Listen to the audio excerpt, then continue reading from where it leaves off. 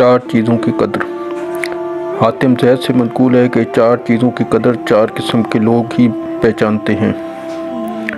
جوانی کی قدر بوڑھے لوگ پہچانتے ہیں، عافیت کی قدر مصائب میں مبتلا لوگ پہچانتے ہیں، اور صحت کی قدر بیماروں کو محسوس ہوتی ہے، اور حیات کی قدر کا احساس مرنے والوں کو ہوتا ہے۔